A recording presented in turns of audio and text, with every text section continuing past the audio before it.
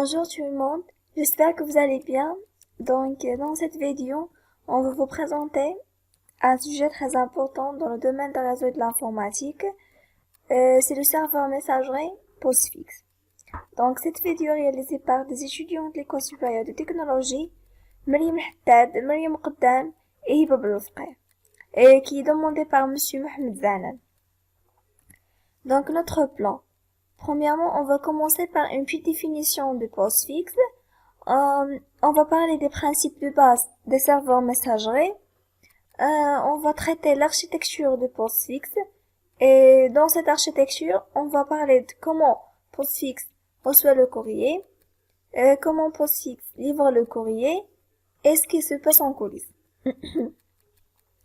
Après, on va traiter les objectifs principaux de postfixe, aussi des autres fonctionnalités de ce serveur messagerie, sa sécurité, la gestion des files, ses avantages et ses inconvénients, et finalement, on va passer à la partie pratique. Alors, c'est quoi un serveur postfixe? Postfixe est un serveur de messagerie électronique et un logiciel libre. Il se charge de la livraison de messagerie électronique et a été conçu comme une alternative plus rapide, plus facile à administrer et plus sécurisée que l'historique SendMail. Il permet de gérer presque tous les cas d'une utilisation professionnelle et il remplace idéalement toutes sortes de solutions moins libres. Afin d'optimiser l'analyse de courriel, postfixe permet de déléguer la gestion de ceci à un processeur externe qui se chargera de déterminer si le courriel est accepté ou refusé. Alors, elle est très utile dans les systèmes antipourriels. On passe au principe de base. Donc, une boîte aux lettres est représentée par son adresse. Email de type exemple @nomdudomaine.com. Si le domaine n'est pas renseigné, alors c'est une boîte aux lettres locale au serveur. Donc, il existe trois composants du système de messagerie. Premièrement, l'OMIA, Message User Agent. Donc, elle est chargée de lire et envoyer le courrier. C'est la partie visible pour l'utilisateur. On y retrouve par exemple Outlook, Mail et bien d'autres. Deuxièmement, on a l'OMTA, Message Transfer Agent. Il a pour but de transférer le courrier d'une machine à une autre. On peut citer Postfix, Keymail et SendMail. Troisièmement, le MDA, Message Delivery Agent. Il délivre le message provenant du MTA dans une boîte aux lettres. C'est notamment le rôle de PostMail. Ensuite s'ajoutent les protocoles NEON à la messagerie tels que SMTP, POP, MAP, alors pour ne citer que le plus connu. On passe à l'architecture de postfixe. Premièrement, on doit savoir comment postfixe reçoit le courrier. Alors, lorsqu'un message entre dans le système de messagerie postfixe, le premier point d'arrêt est la file d'attente. Ce schéma montre les principaux processus invoqués à l'arrivée d'un nouveau message. Les noms suivis par un nombre indiquent ou bien désignent des commandes au programme de postfixe et les noms sans chiffres représentent des files d'attente. Alors maintenant, on passe à l'explication détaillée de ce schéma. Les messages du réseau entrent dans postfixe via les serveurs SMTP8 et QMQP8. Ces derniers retirent les enveloppes protocolaires SMTP au QMQP, effectuent quelques contrôles de sécurité pour protéger postfixe et dans l'expéditeur, les destinataires et le contenu du message au serveur QNAP8. Le serveur SMTP8 peut être configuré pour bloquer les messages indésirables. Les soumissions locales sont reçues par la commande compatible SendMail 1 de postfixe et sont stockées dans la file d'attente MailDrop par la commande privilégiée PostDrop 1. Ce dispositif fonctionne même lorsque le système de messagerie postfixe est arrêté. Le serveur local PK8 reprend ses omissions locales, effectue quelques contrôles de sécurité pour protéger postfixe et dans l'expéditeur, les destinataires et le contenu de messages au serveur QNAP8. Les messages issus de sources internes sont donnés directement au serveur QNAP8. Ces sources ne sont pas montrées dans ce schéma. Alors, il inclut les messages transférés par l'agent de livraison local 8, les messages retournés à l'expéditeur par le serveur bon suite et les notifications au postmaster à propos des problèmes rencontrés par postfix. Le serveur CleanUpIt implémente le processus final avant que le message ne soit mis en file d'attente. Il ajoute les formes manquantes et d'autres en tête de message et transforme les adresses. De plus, le serveur CleanUpIt peut être configuré pour effectuer une inspection de contenu léger avec des expressions relationnelles. Ainsi que le serveur CleanUpIt place le résultat dans un fichier dans la file d'attente entrant et notifie au gestionnaire des files d'attente l'arrivée d'un nouveau message. Donc, le serveur Trivial Rewrite Suite réécrit les adresses sous la forme standard utilisateur@domain.qualifié. Postfix n'implémente pas actuellement de langage de réécriture, mais beaucoup peut être fait avec les tables de correspondance et, si c'est besoin, les expressions rationnelles. Donc, on passe maintenant au deuxième tiré. C'est comment Postfix livre le courrier. Alors, une fois le message arrivé dans la file d'attente entrant, l'étape suivante est la livraison. Donc, ce schéma montre les principaux composants de l'appareil de livraison de Postfix. Elle est non suivie par un nombre, désigne des commandes au programme de Postfix. Et les noms sans chiffre représentent des files d'attente. Alors, le gestionnaire des files d'attente, le processus serveur QMGR8 de notre schéma, et le cours de la livraison de messages de Postfix. Il contacte les agents de livraison SMTP8, EMTP8, Local 8, Virtual 8, EPIP8 ou Error 8 et envoie une requête de livraison pour une ou plusieurs adresses et destinations. L'agent de livraison Error 8 n'est pas montré dans notre schéma, donc est spécial. Elle déclare toujours les messages non livrables. Le gestionnaire des files d'attente maintient une file d'attente active, aussi petit que possible avec les messages ouverts pour livraison. La file d'attente active agit comme une fenêtre limitée sur une file d'attente entrant ou des files d'attente retardées potentiellement encombrées. La limitation de la file d'attente active évite au gestionnaire des files d'attente de fonctionner avec trop de mémoire. Le gestionnaire des files d'attente maintient une file d'attente retardée. C'est pareil pour les messages qui ne peuvent être livrés, évitant ainsi le ralentissement de l'accès normal aux files d'attente.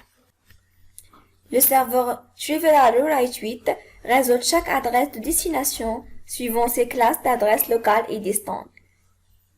Des informations complémentaires de routage peuvent être ajoutées à la table optionnelle Transport 5. Le serveur Trivial Rewrite 8 interroge éventuellement la table Relocated 5 pour connaître les destinataires dont l'adresse a échangé. Le courrier de ces destinataires est retourné à l'expéditeur avec une explication. Le client SMTP8 consulte et liste des échangeurs de messagerie pour obtenir la machine de destination host. La trie par ordre de préférence et essaye chaque serveur jusqu'à ce qu'il trouve un serveur qui lui répond.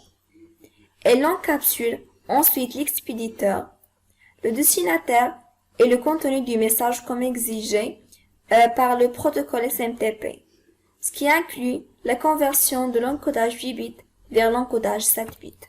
Le client MTP8 parle un protocole similaire à SMTP, qui est optimisé pour la livraison au serveur de boîte aux lettres. L'avantage de cette configuration est qu'une machine Postfix peut alimenter plusieurs serveurs de boîte aux lettres via LMTP. L'opposé est vrai aussi. Un serveur de boîte aux lettres peut être alimenté via LMTP par de multiples machines Postfix. L'agent de livraison Local 8 sait utiliser les boîtes aux lettres de type Unix, les fichiers de courrier MailDir de QMail, les bases de données d'alias 5 type SendMail et les fichiers Forward Style SendMail des utilisateurs. Plusieurs agents de livraison locale peuvent fonctionner en parallèle, mais la livraison simultanée au même utilisateur est limitée. L'agent de livraison Local 8 peut utiliser des formes de livraison locale alternatives. Vous pouvez le configurer pour livrer dans des fichiers boîte aux lettres, des répertoires des utilisateurs. Donc, pour déléguer la livraison à un programme externe, tel PostMail, ou déléguer la livraison à un agent de livraison de postfixe différent. L'agent de livraison virtuel 8 est un agent de livraison qui ne livre que dans les boîtes aux lettres type Unix ou les fichiers de courrier MailDir de Qmail. Cet agent de livraison peut livrer le courrier de plusieurs domaines, ce qui le rend particulièrement intéressant pour l'hébergement de nombreux petits domaines sur la même machine. Et enfin, on a l'agent PIP8. C'est l'interface de sortie vers les autres systèmes de traitement du courrier. La commande postfixe SendMail 1 constitue l'interface d'entrée. Cette interface est compatible Unix. Elle fournit des informations sur la ligne de commande et sur l'entrée standard et s'attend à ce que le processus termine avec un code de statut.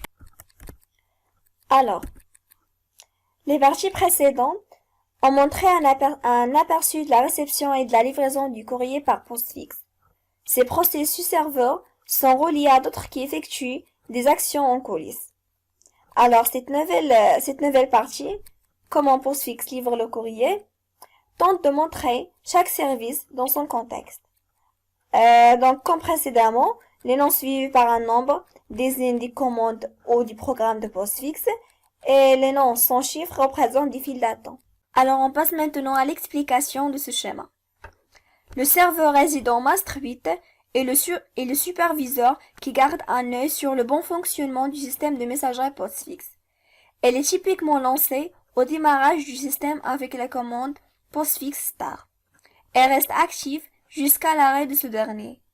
Le serveur Master 8 est responsable du lancement des processus serveurs de postfixe pour la réception et la livraison du courrier, et du relancement des serveurs se terminant prématurément suite à un problème. Le serveur Master 8 est également responsable du respect des limites du nombre de processus serveurs indiqués dans le fichier de configuration master.cf.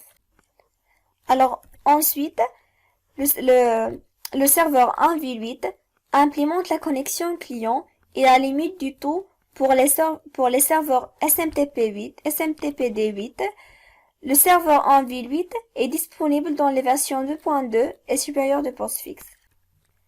Alors, ici, on a les serveurs BonSuite, Defer8, Trace8, maintiennent chacune leur propre arbre de répertoire de files d'attente, avec des fichiers de log par message. Ces informations sont utilisées pour envoyer les notifications de livraison ou de non-livraison à l'expéditeur. Le serveur Trace8 implémente le support des commandes sendmail-bv et sendmail-v qui produisent des rapports sur la livraison de messages par postfixe. Et il est disponible sur les versions 2.1 et supérieures de postfixe. Après, on a le serveur Flash 8. Alors, ces serveurs maintiennent les logs par destination et alimentent ETRN et la commande sendmail-qr destination. Elle déplace les fichiers stockés dans les files d'attente retardées, dans la file d'attente entrant et demande leur livraison. Le serveur Flash 8 est disponible dans les versions 1.0 et supérieures de postfixe. Alors, les serveurs Proximap 8 fournissent un service de consultation des tables de correspondance au processus de postfixe. Ceci permet les restrictions chaudes et réduit le nombre de tables et de correspondances ouvertes en partage l'accès à de multiples processus. Le serveur Cache 8 maintient le cache des sessions pour le client SMTP8 de postfixe. Lorsque le cache des sessions est activé pour des destinations choisies, le client SMTP8 ne se déconnecte pas immédiatement après une transaction. Mais, dans cette connexion au serveur de cache, le client SMTP8 continue avec d'autres requêtes de livraison. Parallèlement, Le cache de session maintient la connexion ouverte pour un temps limité. Pendant ce temps, tout processeur SMTP8 peut demander au serveur cache 8 cette session cachée et l'utiliser pour la livraison d'un message. Postfix limite le temps pendant lequel une connexion peut être réutilisée. Donc, lors de la livraison vers des destinations disposant de plusieurs serveurs, le cache des connexions peut permettre d'exclure un serveur ne répondant pas, ce qui augmente sensiblement la vitesse de la livraison. Alors, les serveurs Shawky 8 listent les statuts des files d'attente de postfix. Il s'agit du service de listage qui effectue le travail des commandes MyQ1 et PostQ1. Alors, les serveurs Spawn 8 lancent les commandes non postfix à la demande avec les clients connectés par des stockets au FIFO à l'entrée. La sortie est le fixe d'erreur standard de la commande. Donc, le serveur TLSMG 8 fonctionne lorsque TLS transport layer sécurité, connu sous le nom SSL, est activé dans le client SMTP8 ou le serveur SMTP8. Donc, ce processus poursuit deux buts. Premièrement, maintenir un générateur de nombres pseudo-aléatoires, PRNG, utilisé pour égrener les moteurs TLS des processus du client SMTP8, client du serveur SMTP8 de postfix. Donc, l'état du PRNG est régulièrement sauvegardé dans un fichier et lu au démarrage de TLSMG8. Deuxième but, c'est maintenir l'optionnel cache des clés de session TLS du client SMTP8 ou du serveur SMTP8 de postfix. Donc, la sauvegarde des clés pour améliorer les performances en réduisant le surplus de trafic et de calcul lié au démarrage d'une session TLS. Donc, le support TLS est disponible à partir de la version 2.2 de postfix. Donc, le serveur Verify 8 vérifie que l'adresse d'expédition ou de destination est livrable avant que le serveur SMTPD8 l'accepte. Donc, ce serveur Verify 8 injecte les messages approuvés dans la file d'attente postfix et procède à la mise à jour des statuts des agents de livraison ou des gestionnaires des files d'attente. Donc, le serveur Verify 8 est disponible sur les versions 2.1 et supérieures de postfix. Alors, pour les objectifs principaux de postfix. Premièrement, large diffusion. Pour que l'impact sur les performances de l'Internet soit sensible, il faut que postfix soit largement diffusé. C'est pourquoi c'est un logiciel libre. Deuxièmement, pour performance. Postfix est 3 fois plus rapide que son proche rival, c'est-à-dire Qmile. Les trucs utilisés pour les serveurs web sont exploités pour réduire la création de processus. Et d'autres types de trucs permettent de réduire l'utilisation du système de fichiers. Tout ça sans diminution des performances. Troisièmement, compatibilité. La migration de SendMail devant être facile. Les fichiers /var, /spool, /mail et /etc/alias et enfin /.forward sont utilisés. Toutefois, l'administration devant être simple et il n'existe pas de fichier sendmail.cf. Quatrièmement, sécurité et robustesse. Si le système n'a plus de mémoire ou d'espace disque, postfix n'endommagera pas les choses davantage. Il a été conçu pour rester sous contrôle. Cinquièmement, flexibilité. Postfix est conçu de façon modulaire. Une douzaine de petits programmes assurent chacune tâche spécifique. Il est possible de remplacer les programmes par défaut par des produits maison, voire de supprimer certains programmes inutiles dans certains cas. Dernièrement, la sécurité. Chaque programme est enfermé. Il n'y a aucun lien direct entre le réseau et les programmes sensibles, comme la livraison du courrier local. Postfix ne fait même pas confiance à ses propres files de courrier. De plus, aucun des programmes n'a besoin des droits du superutilisateur, c'est-à-dire root. Il y a aussi des autres fonctionnalités intéressantes. Premièrement, différentes solutions de transport.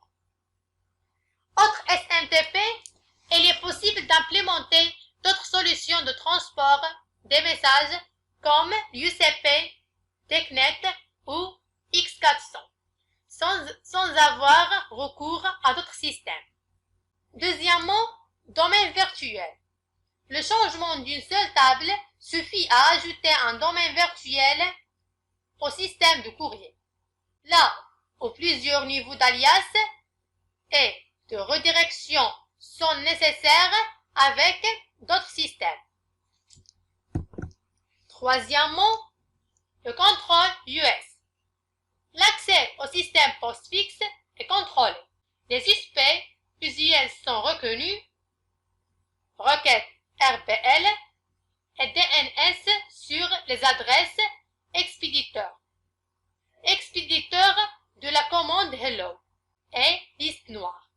Le contrôle du contenu n'est pas encore implémenté. Dernièrement, les tables. Postfix ne possède pas encore de langage pour la réécriture des adresses mail. À la place, un usage extensif de requêtes sur des tables DB et DBM. ENIS est réalisé. D'autres systèmes de gestion de bases de données peuvent être ajoutés de façon relativement simple, c'est-à-dire MySQL. Alors maintenant, on va traiter la sécurité de Postfix. Par définition, les programmes de courrier traitent des informations provenant de sources potentiellement dangereuses. Un système de courrier doit donc être écrit avec une grande attention quand il utilise les droits d'un utilisateur.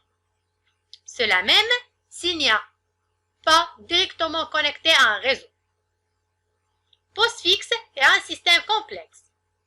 La première version comprenait 30 000 lignes de code sans compter les commentaires. Avec un programme aussi complexe, la sécurité du système ne doit pas dépendre d'un seul mécanisme, sinon il se suffira à rendre vulnérable l'ensemble du logiciel. Postfix utilise donc plusieurs couches de défense contre des erreurs logicielles aux autres. Pour les mécanismes de sécurité, premièrement, on a le moindre privilège. La plupart des démons postfix peuvent être lancés avec de moindres privilèges et dans un environnement fermé.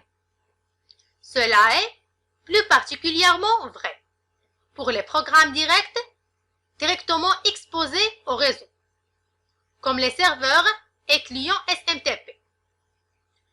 Bien que l'enfermement et les privilèges les plus bas ne soient pas suffisants pour assurer une sécurité absolument parfaite. Pour le deuxième mécanisme, on a isolation. Postfix utilise des processus différents afin d'isoler les activités de chacun. En particulier, il n'y a aucun lien entre le réseau et les programmes de livraison locale particulièrement sensibles en termes de sécurité. Un intrus devra passer au travers de plusieurs programmes pour arriver à ce niveau. Certaines parties du système postfix sont multiderdés. Toutefois, aucun des parties en contact direct avec le réseau. La séparation des processus fournit une bien meilleure isolation que la multiderde utilisant un espace de nom commun. Pour le troisième mécanisme, on a l'environnement contrôlé. Aucun des programmes de livraison de postfix ne nécessite de droit d'utilisateur. Au lieu de cela, la majorité des programmes postfix fonctionnent sous le contrôle du démon maître, résident qui lui-même est dans un environnement contrôlé, sans aucune relation parent-fille avec un quelconque processus utilisateur. Cette méthodologie permet d'exclure tout exploit utilisant les fichiers ouverts, et sinon les variables d'environnement que le système Unix passe le parent éventuellement mal intentionné à leur processus fils. Après, on a le droit de route. Aucun programme postfix ne nécessite les droits de l'administrateur. L'introduction de ce concept a été la plus grosse erreur de l'histoire d'Unix. Cette UID, c'est-à-dire cette User ID, pose bien plus de problèmes qu'il n'y en résout. Chaque fois qu'une nouvelle fonctionnalité a été ajoutée au système Unix, cette UID a éterné un problème de sécurité. Par exemple, la librairie partagée, système de fichiers /proc, support multilangage. Pour n'en mentionner que quelques-unes de plus, cette UID rend impossible l'utilisation de fonctionnalités qui ont rendu le successeur d'Unix si attractif, comme plan 9 et l'espace de nom du système de fichiers par processus. Cinquièmement, on a la confiance. Les fichiers de files ne sont pas écrits sur le disque lorsque la destination est sensible, comme pour des fichiers ou des commandes. Au lieu de cela, les programmes tels que l'agent de livraison locale essayant de rendre leurs décisions avec le souci à la sécurité sur la base des informations reçues initialement. Bien sûr, les programmes postfix ne font pas confiance aux données reçues au réseau. En particulier, postfix filtre les données fournies par l'utilisateur avant de l'exporter via des variables environnement. S'il y a une leçon à tirer de ce que les administrateurs ont appris des désastres de la sécurité des sites web, c'est bien ceci: ne laissez jamais de données reçues au réseau approcher à l'interpréteur de commande. Le filtrage est la meilleure des possibilités possibles. Enfin, on a données volumineuses.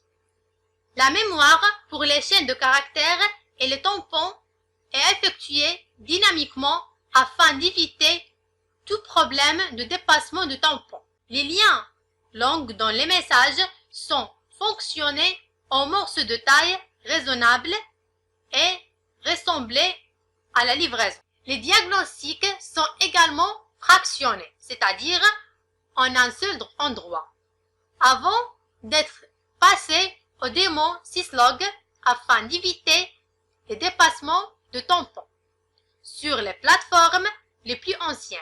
Toutefois, le transformement des données passées au appel système ou à la librairie n'est pas généralisé.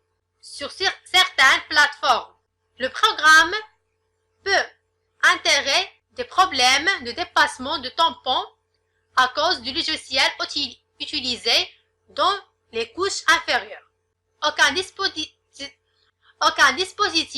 de défense contre les lignes de commande anormalement longues n'est réalisé. Les noyaux Unix imposant leurs propres limites, suffisantes pour bloquer les programmes ou l'utilisateur mal intentionné. Enfin, il y a des autres défenses. Par exemple, le nombre d'instances d'un objet donné en mémoire est limité, afin d'éviter au système de devenir instable. En cas de charge importante, en cas de problème, le programme se mettra en veille avant d'envoyer un message d'erreur au client, avant de se planter sur une erreur fatale ou avant d'essayer le redémarrage en logiciel défaillant. L'objectif est d'éviter de détruire davantage une éventuelle situation de problème. Maintenant, on va traiter la gestion des fils. Premièrement, on a les fils de courrier. Postfix utilise 4 fils d'attente. Premièrement, MyDrop contient les messages locaux. Deuxièmement, Incoming contient les messages qui ont été prélevés dans MyDrop par le démon Pickup, puis qui ont été traités par le démon Cleanup. Cette file contient aussi les messages venant de l'extérieur. En bref, elle contient les messages qui n'ont pas encore traité par le gestionnaire de fil d'attente. Troisièmement, Active est un fil contenant les messages en cours de délivrance par le gestionnaire de fil d'attente. Et dernièrement, Delivered contient les messages qui n'ont pas pu être délivrés. Et dernièrement, Deferred contient les messages qui n'ont pas pu être délivrés.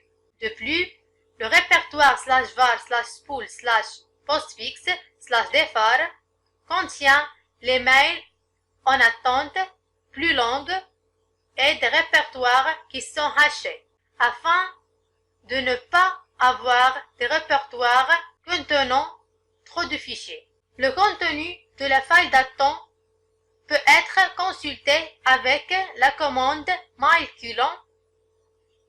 Normalement, celle-ci ne doit produire que les messages dont la délivrance n'a pas encore eu lieu.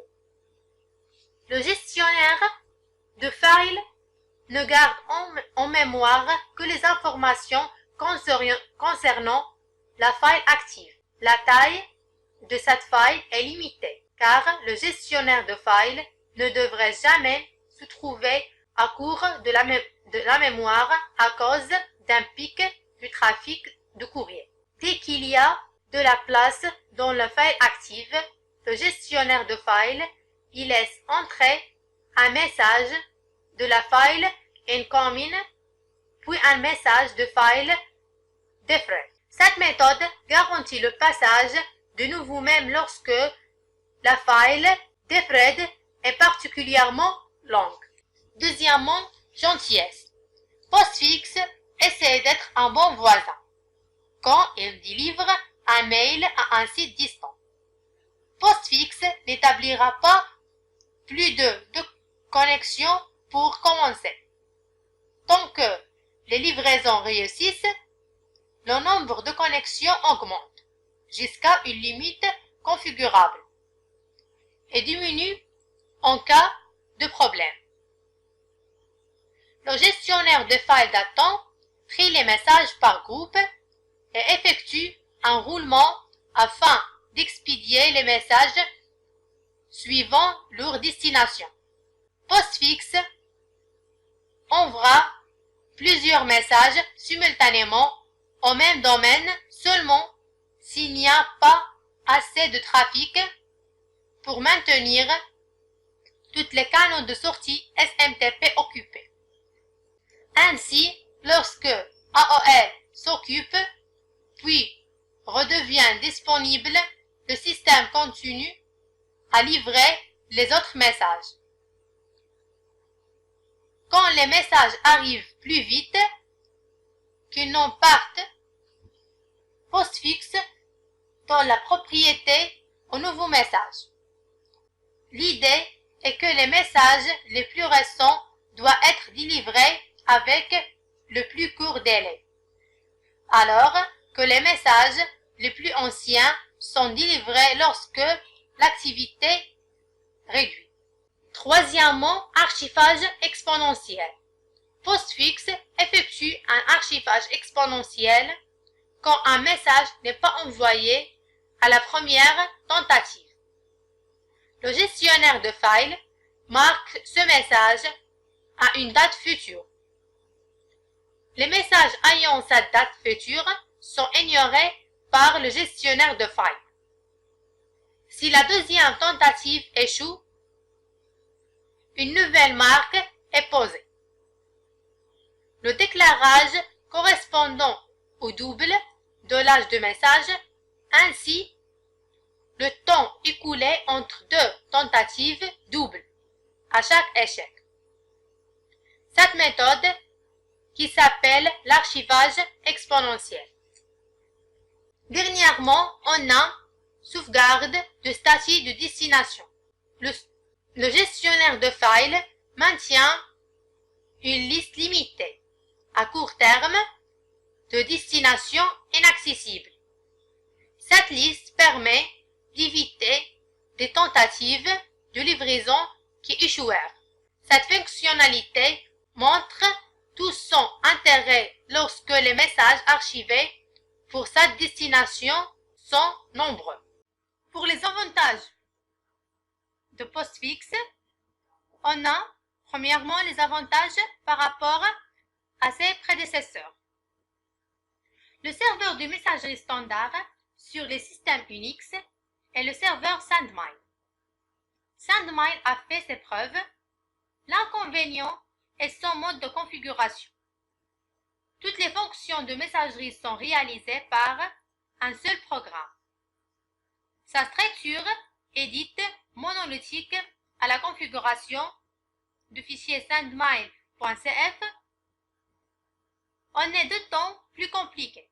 Ce phénomène s'accroît avec l'amplification de l'utilisation du service de messagerie, l'augmentation de fréquence volume et avec l'exposition aux tentatives de piratage des serveurs de messagerie. Il existe d'autres serveurs de messagerie sur Unix, par exemple Qmail, Zmailer. Toutes présentent des inconvénients au niveau d'utilisation de la bande passante, interopérabilité, respect de RFC, facilité de configuration, sécurité, etc. L'objectif de Postfix est d'apporter une solution à ces différents problèmes. Le but premier est de vous mettre sur Unix. Premièrement, bénéficier de l'expérience de SendMail. Deuxièmement, facile à administrer, ce qui est facile à comprendre et plus facile à sécuriser. Troisièmement, rapide et évolutif. Le trafic SMTP de 1999 n'est pas celui de 1980. Il faut faire un logiciel supportant les sites énormes, c'est-à-dire ISP, accès des grosses entreprises, etc. Et dernièrement, compatibilité SendMail maximale. Postfix assure également une compatibilité et le support. On a des moyens existants, par exemple PIN, Mute, Mail, etc. Deuxièmement, des gestionnaires de listes, par exemple Majordomo, Sympa, etc. Après, des formats de boîte aux lettres, MH, Mbox, QMailDir, etc. Après, on a des agents d'acheminement local, par exemple ProcMail, Deliver, etc. Cinquièmement, des configurations, par exemple l'UCP, réécriture, MailerChaver. Sixièmement, des utilisateurs, comme alias, .forward, et dernièrement, on a des RFC. Avant de faire la configuration de postfix et faire un petit épée, on va conclure. Postfix est un serveur de messagerie facile à mettre en place et permet de garantir une certaine sécurité du fait que le serveur est hébergé en local. Postfix aussi doit être largement diffusé à utiliser afin d'avoir un impact sensible sur les performances et la sécurité des systèmes de messagerie sur Internet. Postfix est au moins 3 fois plus rapide que son proche rival. Et dernièrement, un serveur postfix sur un PC de bureau peut envoyer et recevoir conditionnement 1 million de mails différents. Alors, pour plus comprendre l'utilité de postfix, on va faire une petite configuration du serveur mail messagerie sous Ubuntu. Donc, dans cette configuration, on va utiliser postfix et comme client mail, on va utiliser Thunderbird. Donc, il faut savoir que le serveur mail se base sur 2 rôles. Le premier rôle, c'est le MTA, Mail Transfer Agent, qui s'occupe des reçoits des emails. Et le deuxième rôle, c'est le MDA, Mail Deliver Agent, qui s'occupe des envois des emails. Donc, il faut savoir aussi que le MTA utilise le protocole SMTP avec le port 25 et pour le MDA utilise 2 protocoles. Le premier c'est POP3 avec le port 110 et le deuxième c'est IMAP avec le port 143. On peut aussi trouver ces 2 rôles dans un même serveur, c'est comme il est schématisé dans l'image et c'est ce qu'on va travailler dans notre configuration. Donc, pour notre configuration, on va débuter par l'installation des services qu'on va utiliser. Donc, on va utiliser postfix, courrier IMAP et mail utile. Donc, la commande qui va nous permettre de installer ces services, c'est sudo apt get install postfix courrier IMAP et mail utils. Voilà. On écrit oui.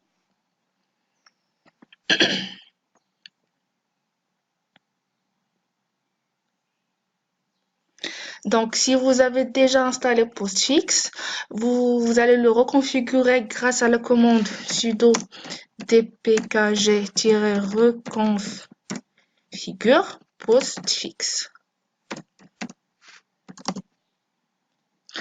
Alors, pour la configuration, on va choisir comme type site internet. Pour le nom de domaine, on va écrire iba.ma, donc ça dépend de votre DNS. Après, il demande le chemin où il peut envoyer les emails et si on le laisse vide, il va les envoyer à /var/mail/nobody, donc on va le laisser vide. Après, donc les destinations, donc parmi ces destinations les plus importantes, c'est laptop.iba.ma, ça veut dire le nom de la machine et le nom de domaine, le nom de la machine et le nom de domaine. Donc, voici le nom de la machine, voici le nom de la machine et le nom de domaine, et voici le nom du domaine. Donc, on écrit OK. Ici, il demande si la synchronisation soit, si l'update soit synchronisé ou pas. Donc, on clique sur oui. Après, ici, on le laisse. Donc, ici, c'est la taille des emails qui seront envoyés. Si on le laisse à 0, ça veut dire la taille sera illimitée. Après, on clique OK. Et pour le protocole utilisé, c'est généralement on utilise IPv4. Donc, voilà la configuration de postfix réussie. Après, on va vérifier des fichiers. Sudo nano, on va vérifier le fichier /etc /postfix /main.cf. Dans ce fichier, on va vérifier le hostname. Il doit être laptop.iba.ma, c'est le nom de la machine, le nom de domaine. Et on va vérifier les destinations. Donc, ils sont déjà configurés pendant la reconfiguration de postfix. Donc, voici le nom de domaine. Voici le nom de domaine et le nom de la machine. Et voici le nom de la machine. Donc, il est correct. On sort. Et après, on va vérifier un autre fichier. C'est sudo nano /etc /courrier /imapt. Dans ce fichier, on va vérifier l'adresse qui doit contenir l'adresse du serveur mail. Et on va vérifier le port. Le port, c'est 143. C'est le port utilisé par le protocole IMAP. Et enfin, on va vérifier le MailDirPath. Donc, ce MailDirPath doit être égal à MailDir. Donc, c'est bon. Ma configuration est correcte. Je sors. Après, je passe au redémarrage des services utilisés. Donc, je vais redémarrer le service postfix, courrier IMAP et courrier hotdaemon. Donc, sudo service postfix restart. Je redémarre le service courrier-imap.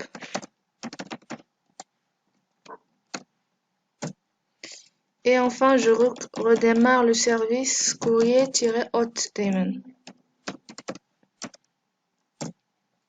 Voilà, après je me connecte au super utilisateur. Et je passe à la création des comptes. Donc avant, je dois créer un nouveau utilisateur.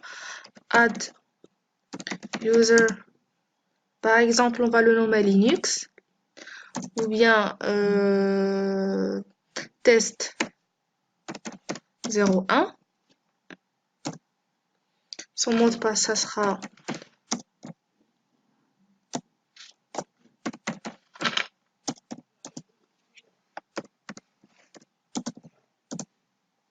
ces informations, je vais les laisser par défaut.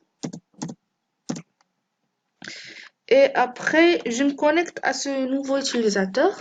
Donc, SU test 01. Je dois partir au dossier personnel. Et pour vérifier que je suis au dossier personnel, j'utilise la commande pwd. Donc, je dois trouver /home/ le nom de l'utilisateur. Et j'écris cette commande mail dir make mail dir. Donc, cette commande, c'est la commande qui va nous permettre de recevoir les emails dont le client qui sera Thunderbird. Voilà. Après, pour finir, je quitte ce utilisateur et je redémarre encore les services. Donc, service postfix restart.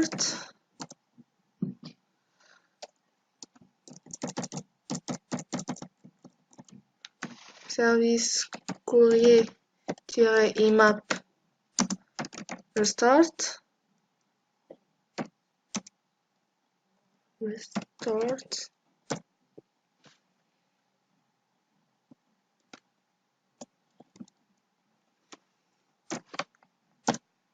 Voilà, et après, je redémarre courrier-hotdaemon. Voilà, hotdaemon.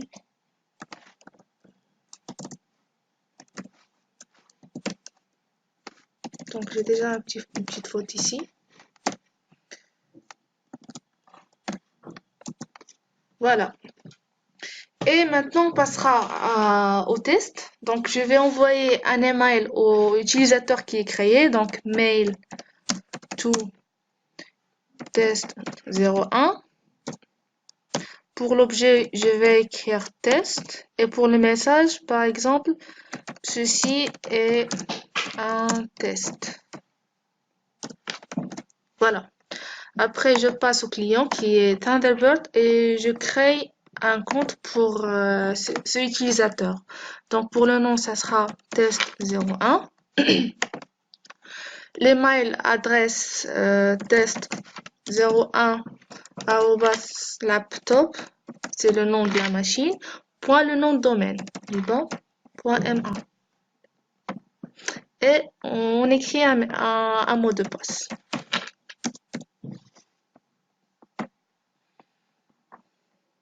Voilà. Et voilà, j'ai reçu un message.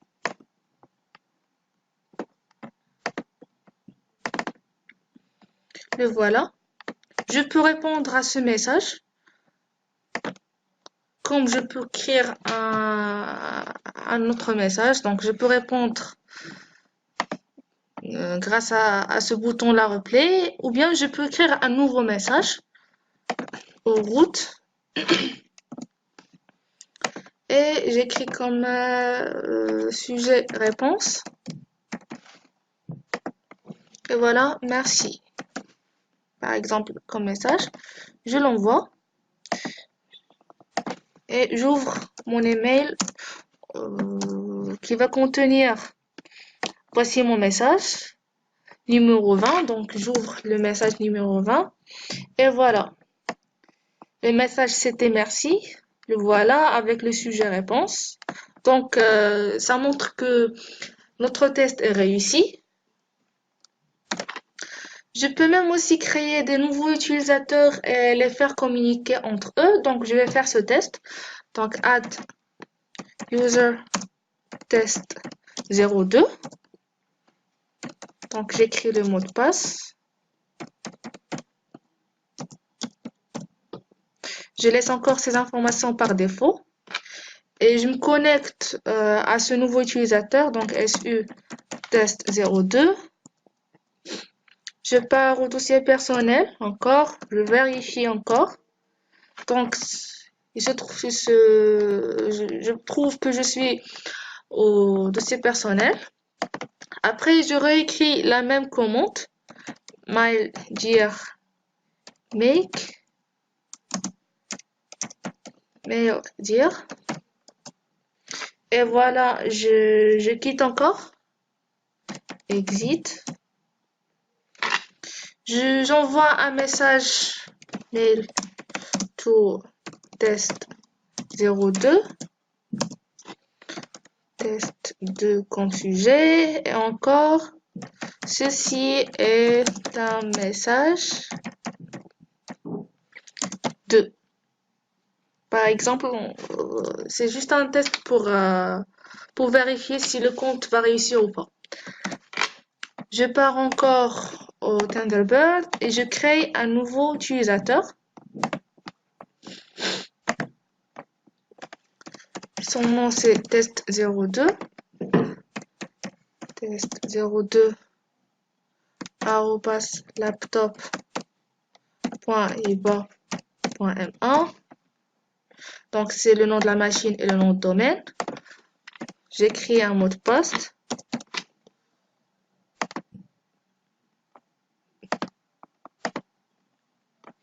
Et voilà, mon compte est créé et avec le message reçu.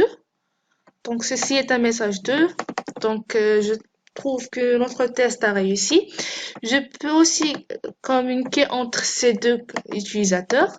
Donc, l'utilisateur test 02 va envoyer un message au utilisateur test 01. Donc, j'écris l'adresse d'utilisateur test 01, laptop.iba.ma.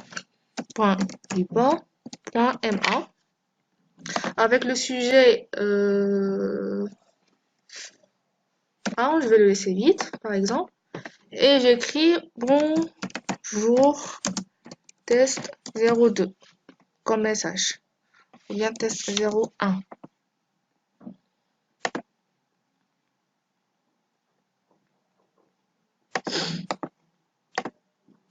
Donc, voici mon message reçu qui est envoyé par l'utilisateur ou bien par le compte de l'utilisateur test02 qui contient comme sujet, comme objet A et comme message bonjour test01. Donc, il y a une autre façon pour utiliser Postfix, c'est l'utiliser avec Gmail. Donc, je vais vous montrer la configuration, comment ça se passe. Tout d'abord, on doit installer Postfix et MailUtils. Donc, apt get install Postfix MailUtils.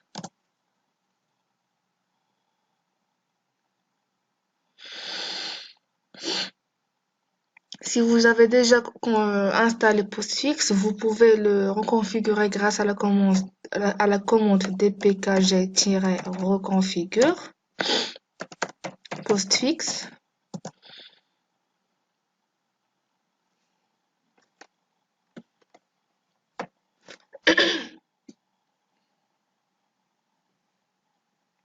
Donc cette configuration n'est pas si nécessaire. La configuration principale, on va la configurer manuellement.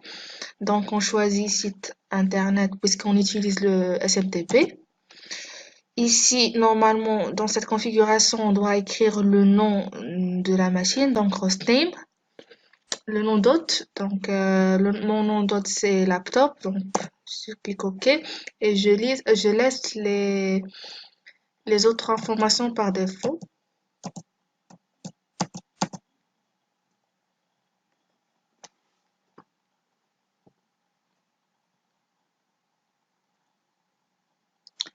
Après, je vérifie le fichier /etc/postfix/main.cf.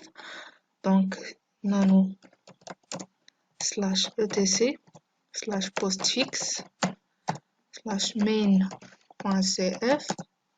Dans ce fichier, je dois vérifier my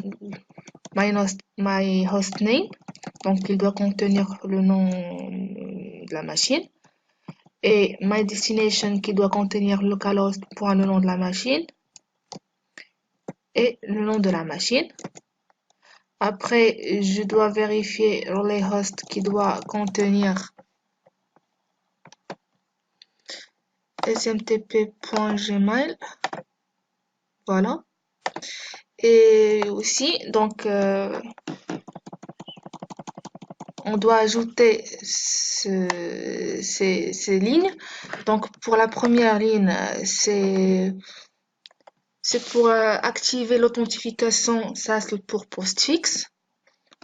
La deuxième, c'est pour interdire les méthodes qui permettent l'authentification anonyme. La troisième, c'est l'emplacement du SASL-password que nous avons enregistré.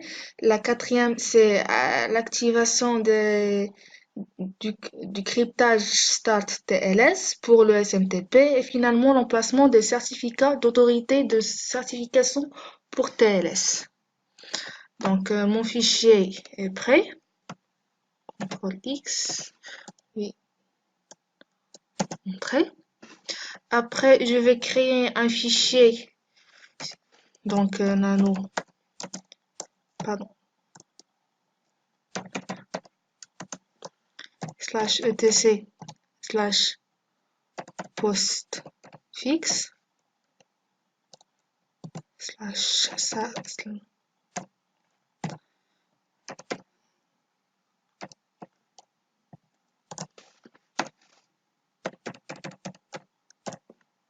Donc ce fichier normalement il est vide, donc on le crée et après on recopie cette ligne là smtp.gmail.com avec le port 587. Ici on écrit notre adresse email, adresse Gmail la vraie adresse Gmail. Et ici, en place des étoiles, on écrit notre mot de passe.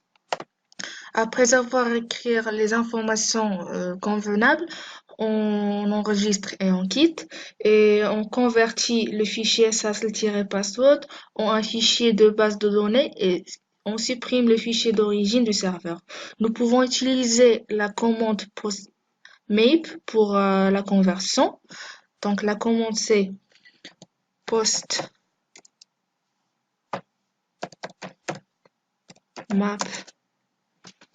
/etc/ postfix /sasl-password.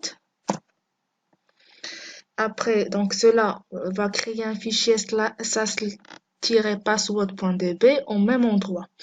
Donc, modifier la sécurité maintenant et la propriété du fichier du mot de passe afin de limiter l'accès des utilisateurs root et en lecture, écriture uniquement. Donc, la commande c'est root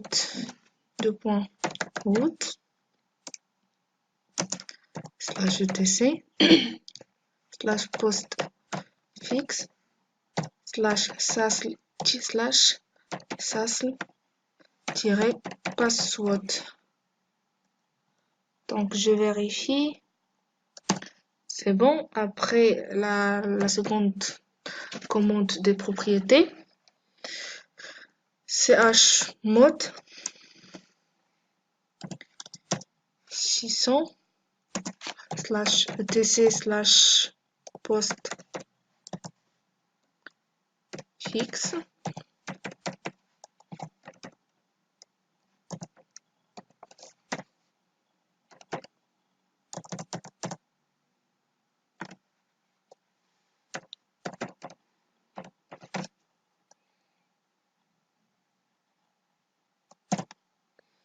C'est bon. Et la commande qui va me rester maintenant, c'est la commande de redémarrage de postfix. C'est service postfix